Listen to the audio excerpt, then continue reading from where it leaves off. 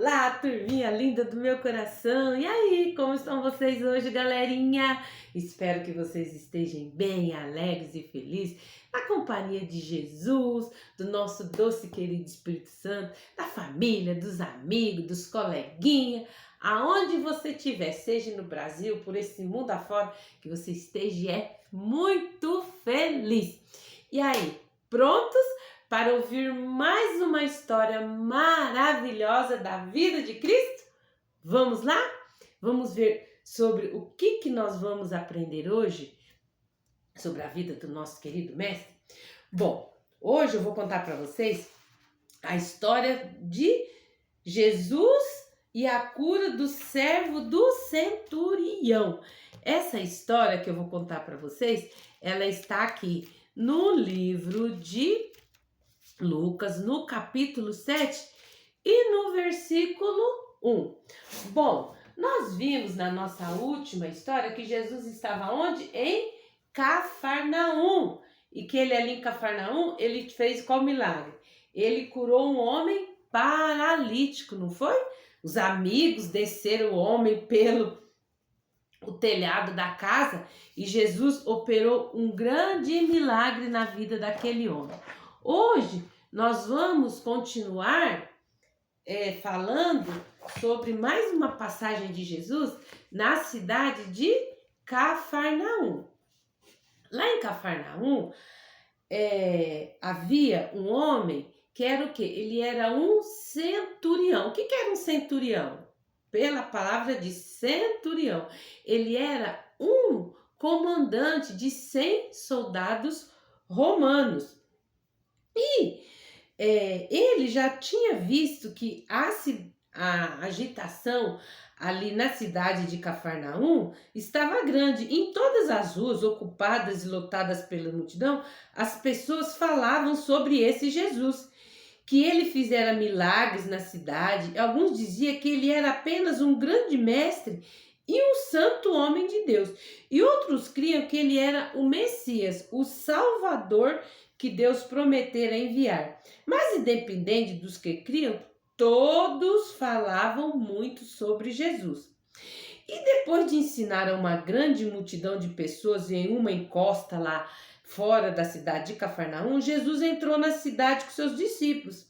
E as estradas estreitas de Cafarnaum deixavam ver as águas profundas e azuis do mar da Galileia, porque era uma cidade litorânea. E a cidade era o lar de muitos pescadores, coletores de impostos, líderes religiosos e soldados. Então, esse centurião, que era o quê? Um chefe, né? Um líder de soldados, ele vivia em Cafarnaum e ele era oficial do exército romano, um capitão sobre esses 100 homens. E ele trabalhava em Cafarnaum para quê? Para manter a lei e a ordem da cidade, porque o povo de Israel estava o quê? Sobre não digamos escravo, mas eles tinham sido conquistados, né? O Império Romano tinha entrado na Judéia, em Jerusalém, e tinha conquistado aquelas terras.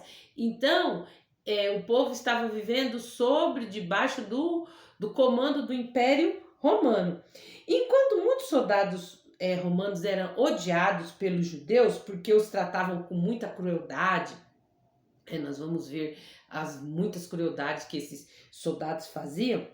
Esse oficial, ele era diferente. Ele era um homem bondoso e humilde, e ao longo do tempo ele ganhara a simpatia dos líderes judeus de Cafarnaum. Ele se mostrava amigo e edificara uma sinagoga, ou seja, a igreja judaica da época, lá na cidade de Cafarnaum.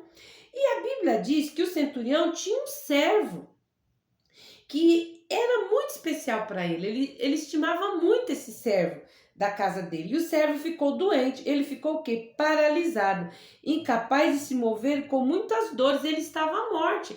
E o centurião, mesmo ele sendo comandante, tendo dinheiro de mandar os médicos olhar uma coisa, falou: olha, nós não temos como curar o seu servo, não. E, embora o centurião fosse um homem rico, seu dinheiro não podia comprar a cura do seu servo. Apesar de ter grande autoridade sobre os outros, ele não podia ordenar a alguém que curasse seu servo.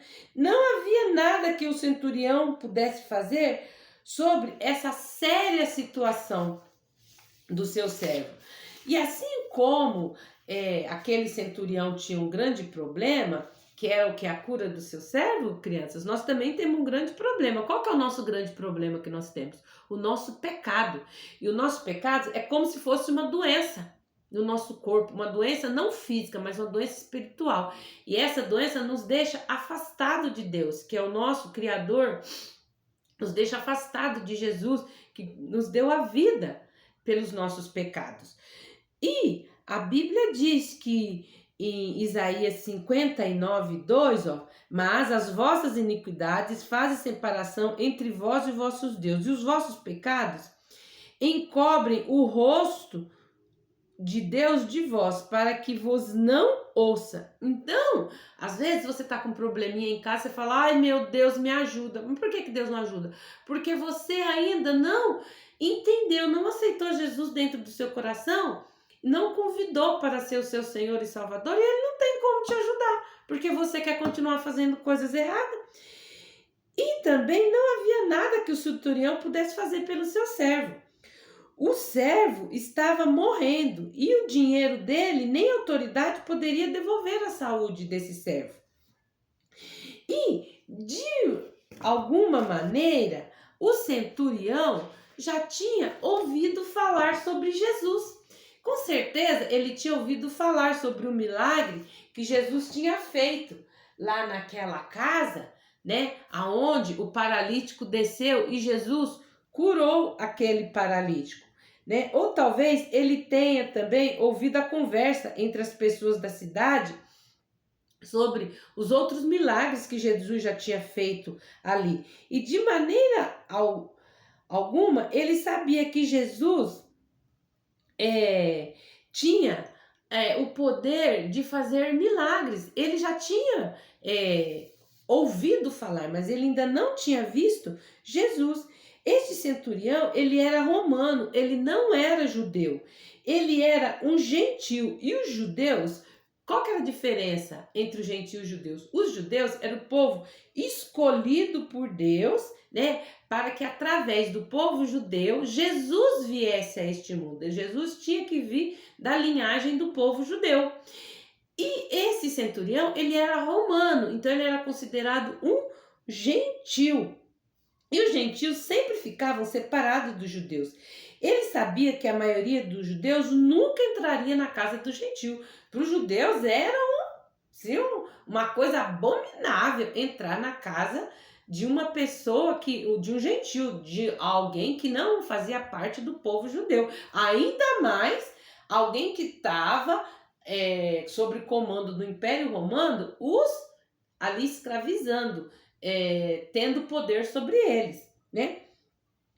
E o centurião respeitava os judeus e devia crer no Deus deles, mas como um gentil, ele sentia que não tinha direito de pedir a Jesus, um mestre dos judeus, para entrar em sua casa e curar o seu servo. Apesar disso, em desespero, o centurião foi aonde?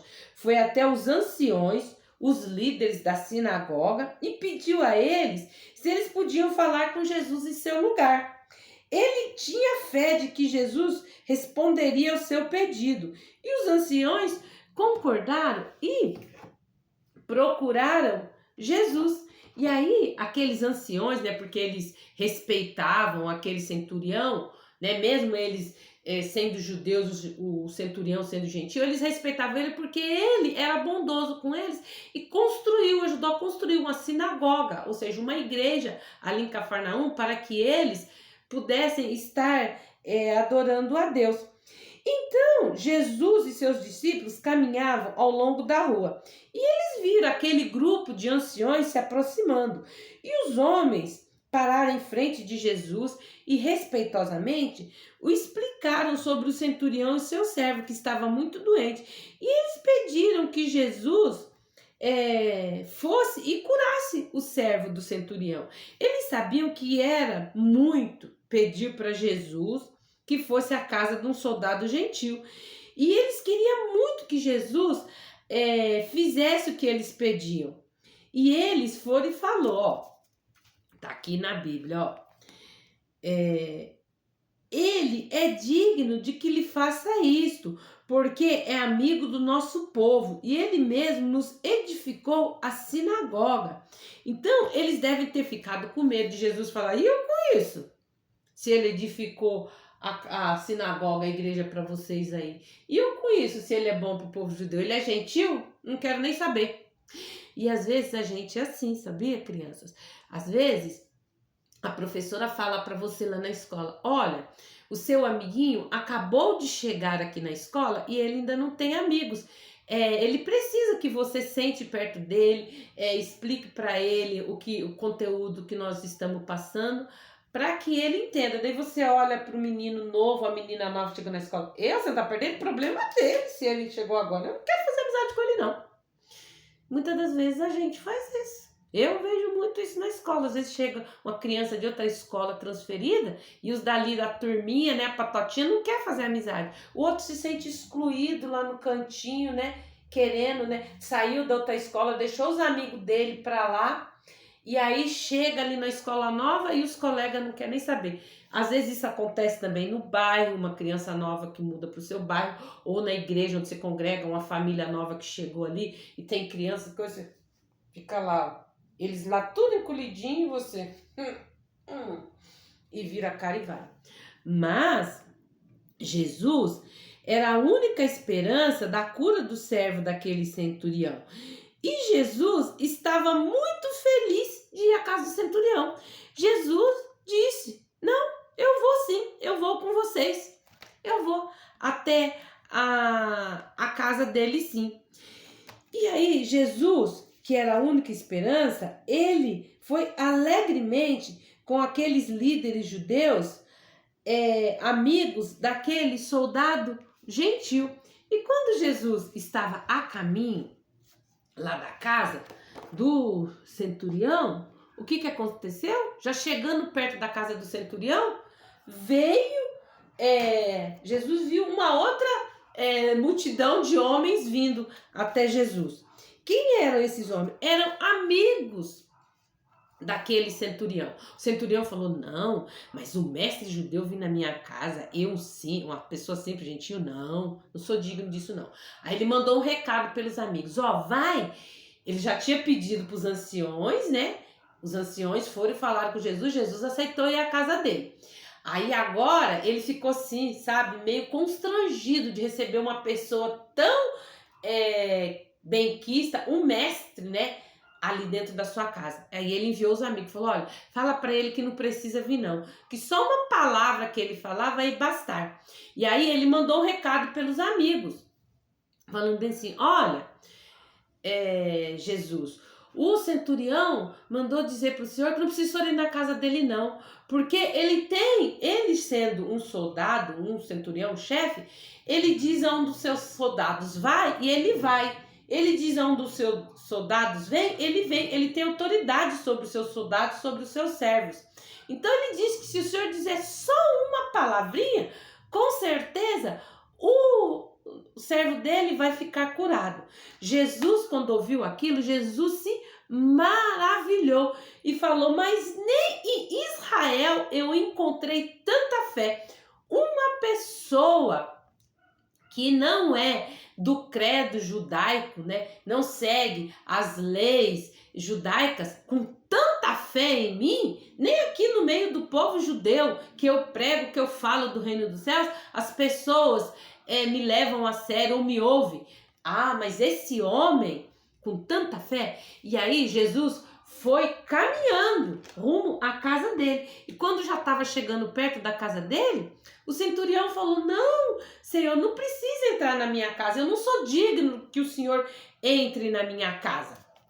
Aí, olha só o que ele falou, tá aqui no capítulo 7, no versículo 8. Porque também eu sou um homem sujeito à autoridade, tenho soldados sobre o meu poder, e digo a este vai e ele vai, e a outro vem e ele vem. E ao meu servo faze isso e ele o faz. E ouvindo isto, Jesus maravilhou-se dele e voltando-se dele, disse à multidão, digo-vos que nem em Israel tenho achado tanta fé. E voltando-se para casa, os que foram enviados acharam o servo são. Então, quando ele chegou lá na sua casa, o servo dele estava curado. E Jesus disse ao centurião: vá, e como creste, te será feito. E naquela mesma hora, o criado sarou.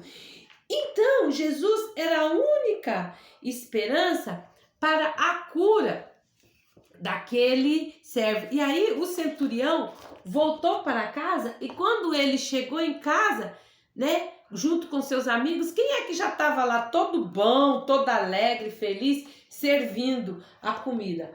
Aquele servo dele que estava doente. E então, ele creu em Jesus como o seu Salvador. Jesus teve um grande amor por todas aquelas pessoas e por aquele centurião.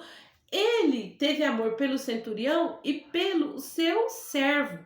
E ali ele mostrou para toda aquela multidão que estava junto com ele, vindo com ele, o que ele queria que eles tivessem também, que eles tivessem fé, que ele era o verdadeiro Filho de Deus, que eles crescem nele como o verdadeiro Filho de Deus. Os curiosos amigos do centurião seguiram ele para dentro de casa. E quando eles viram que o servo estava curado, houve grande alegria. E somente Jesus podia salvar o servo que estava morto e trazê-lo de volta à vida com saúde. Jesus verdadeiramente era um salvador e amigo. E aí, turminha, hoje, Jesus também, ele é o único que pode salvar você do seu pecado e transformar a sua vida. Mas você precisa invocar o seu nome para que ele seja o seu salvador. E a Bíblia diz, aqui em Atos 2:21, está escrito bem assim, todo aquele que invocar o nome do Senhor será salvo. Invocar o nome do Senhor significa dizer ao Senhor Jesus que você crê, que você confia completamente nele para salvar você. Creia que ele morreu na cruz por você e que ele é o único que pode perdoar o seu pecado. Quando você invocá-lo, pode ter certeza que ele vai te atender. Deus quer que você creia que ele tem poder. Se você já convidou o Senhor Jesus para ser o seu Salvador, ele pode realizar milagres na sua vida. Alguns, às vezes, fatos acontecem em nossa vida fora do nosso controle. Problemas com os quais você não pode, não tem o que fazer, né? Talvez você ou alguém que você ama esteja doente e até os médicos não podem ajudar. Ou talvez seu pai ou a sua mãe esteja desempregado agora e não conseguem arrumar um novo emprego. E quando as dificuldades acontecem, você fica triste e teme que Deus deixou você ou que não se importa mais, ou até mesmo que ele é incapaz de te ajudar. Mas a Bíblia diz: coisa alguma te é demasiadamente maravilhosa. Está lá em Jeremias 32:17. Que nada é impossível para Deus. Nada que acontece na sua vida está fora do controle de Deus. Ele é todo poderoso. Ele pode e tem todo o poder do universo, porque Deus é também muito sábio. Ele fará o que é melhor para você. Ele pode escolher curar aquele que está doente ou prover emprego para aquele que necessita. Ou ele pode permitir, em sua perfeita sabedoria, os tempos difíceis para ajudar você a crer nele. Nunca duvide do poder de Deus para te ajudar. Não importa a situação que você enfrente, pois ele é um Deus todo-poderoso, que às vezes a gente está enfrentando problemas e o problema não vem, tem muita gente falar, é o inimigo que está me perturbando, mas não é. Às vezes Deus permite um problema para que você aprenda a confiar nele. para que você o busque, para que você demonstre através da oração, através do bate-papo diário com ele, que você realmente crê que ele é seu Senhor e seu Salvador. O nosso versículo de hoje, ó, que nós temos aqui para memorizar, ele está no livro de Atos, no capítulo 4 e no versículo 12, ó. Olha só o que está falando aqui, ó.